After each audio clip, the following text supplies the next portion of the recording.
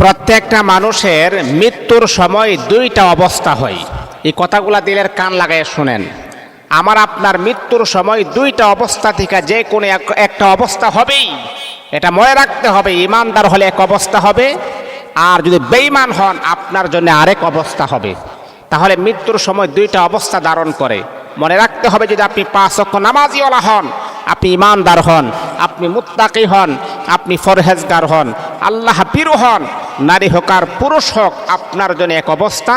আর যারা বেঈমান নাফরমান, এই যে রমজান চলতেছে তারপরও যারা রোজা রাখে না, কোরআন তেলাওয়াত করে না, জিকির আজকার করে না, 5 ওয়াক্ত নামাজ পড়ে না, তাদের জন্য আরেকটা অবস্থা হবে। যদি নাফরমান যদি আপনি হন, বেঈমান যদি আপনি হন, নিকৃষ্টতম ব্যক্তি যদি আপনি হন, তাহলে আপনার কাছেও কিন্তু মালাকুল মাউত আসবে, ফেরেশতা আসবে। কিভাবে আসবে? হাদিসের ভাষায় বলা হয়েছে বিকট আওয়াজ করে আসবে। তাদের চেহারাটা আউলা ঝাউলা থাকবে, চেহারার মাঝে একটা ভয়ভীতির একটা চাপ থাকবে। আপনি চেহারা দেখলেই আপনি আতঙ্ক হয়ে যাবেন, এমন একটা রূপ নিয়ে তারা আপনার কাছে আসবে। আসার পরে হাদিস প্রমাণ করে ওই সমস্ত ফেরেশতারা আপনার সাথে ভালো ব্যবহার করবে না, ওই সমস্ত ফেরেশতারা আপনার সাথে সুন্দর আচরণ করবে না। তারা বলবে, হে পাপিষ্ঠ আত্মা, আল্লাহ পাকের রাগ এবং ক্ষুধান্বিত অবস্থায় তুই রুহটা বের হয়ে আস।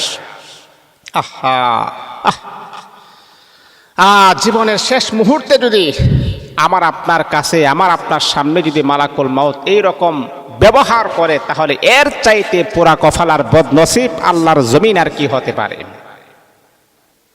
আমার বন্ধু, আমার যুবক ভাইয়েরা, এই মালাকুল মাউত প্রত্যেকটা মানুষের কাছে আসবে। এমন কোনো প্রাণী নাই, এমন কোনো হাইওয়ান, জানোয়ার, মানুষ নাই যে তার কাছে মালাকুল মাউত ফেরেশতা আসবে না। প্রত্যেকের কাছে মালাকুল মাউত ফেরেশতা আসবে। বাবারে, এখনো আমরা ভুলে আছি, এখনো আমরা দুনিয়ার রং তামাশায়, দুনিয়ার চাকচিক্য দেখে আখিরাতকে আমরা ভুলে গিয়েছি। এই যে দুনিয়ার শুরু আছে, আবার শেষও আছে। আপনার হায়াতটা যদি 60 বছর 70 বছর হায়াত নামক জিন্দিগি থাকে, তাহলে আপনি আর কয় বছর আপনি দুনিয়াতে থাকবেন? তারপর আপনার সম্পর্ক একেবারে তছনছ হয়ে যাবে, ছিন্ন বিচ্ছিন্ন হয়ে যাবে, আপনার সম্পর্ক আর থাকবে না। তাহলে যারা নাফরমান হবে, বদকার হবে, তাদের কাছে বিকট আওয়াজ করে ফেরেশতা আসবে। আসার পরে তাদের চেহারার মধ্যে একটা ভয়ঙ্কর একটা চাপ থাকবে। চেহারা দেখলে আপনি ভয় পাবেন, বলবে, এক পাপিষ্ঠ আত্মা, রুহুটা বের হয়ে আস। রুহুটা বের হতে চাইবে না, রুহুটাকে এইভাবে থাবা দিয়ে রুহুটাকে বের করে নিয়ে আসবে। আর যারা নেককার হবে, যারা ফরহেজগার হবে, যারা মুত্তাকি হবে, তাদের সামনে মালাকুল মাউত আসবে। কিন্তু তাদের সামনে কিভাবে আসবে জানেন? হানুতু মিন হানুতিল জান্নাহ, জান্নাতের একটা রেশমি রুমাল নিয়ে তাদের কাছে এসে বলবে, ও আল্লাহ পাকের সন্তুষ্ট আত্মা, অপুত পবিত্র আত্মা, টেনশন করার কোনো কারণ নাই, ক্ষতিগ্রস্ত হওয়ার কোনো কারণ নাই, হয়রানি হওয়ার কোনো কারণ নাই।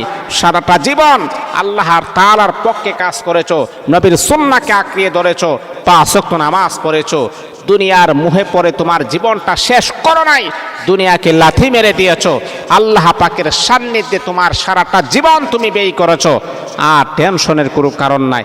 এই যে জান্নাত দেখতেছো, মরতে দেরি হবে, আল্লাহর এই জান্নাতের মেহমান হইতে একটা সেকেন্ডও দেরি হবে না। আল্লাহ পাক রব্বুল আলামিনের ফেরেশতা তাদের সাথে কত সুন্দর ব্যবহার করবে। ওই সমস্ত জান্নাতি ফেরেশতা তাদেরকে বলবে, নেককার লোকটাকে বলবে, ও আল্লাহ পাকের পেয়ারা বান্দা, টেনশন করার কোনো কারণ নাই, হয়রানি হওয়ার কোনো কারণ নাই। দুনিয়ার জমিনের ভিতরে আল্লাহ পাকের দিন প্রতিষ্ঠার জন্য অনেক চেষ্টা করেছো, অনেক মুজাহাদা করেছো। এমনকি মসজিদের মিনার থেকে যখন আজান হয়ে যায়, দুনিয়ার সব কিছুকে লাথি মেরে দিয়ে আল্লাহ পাকের ডাকে সাড়া দিয়েছো। ও বান্দা, তোমার কোনো টেনশন নাই, টেনশন নাই, মরতে দেরি হবে, আল্লাহর জান্নাতের মেহমান হইতে দেরি হবে না, তোমার টেনশন নাই, ক্ষতিগ্রস্ত হওয়ার কোনো কারণ নাই, কোনো রকমের তোমার টেনশন দুশ্চিন্তা থাকারও কোনো কথা নাই। যাও, আল্লাহ পাকের জান্নাতের মেহমান হয়ে যাও। আর বদকার হলে আপনার সাথে ফেরেশতারা খারাপ ব্যবহার করবে। বাবারে, এখনো সময় আছে, তোমার পায়ে হাত রেখে বলি, ও আমার যুবক বোন, এখনো সময় আছে, তোমার পায়ে হাত রেখে বলি, এখনো সময় আছে, আল্লাহর দিকে মনটাকে মনোনিবেশ করেন, আল্লাহর দিকে ফিরে যান। কখন কিভাবে ঘটে, মৃত্যু কখন কিভাবে আসে এটা বলা যায় না, মৃত্যু কখন কিভাবে আপনাকে ধরা দেবে এটাও বলা যায় না। এই যে আপনারা দেখতেছেন বাগেরহাটে গতকালকের আগের কালকে শুক্রবারের রাত হবে, বৃহস্পতিবার রাত মানে শুক্রবারের রাত, এই যে তাদের মিলন মেলা, স্বামী স্ত্রী মিলন মেলা হবে।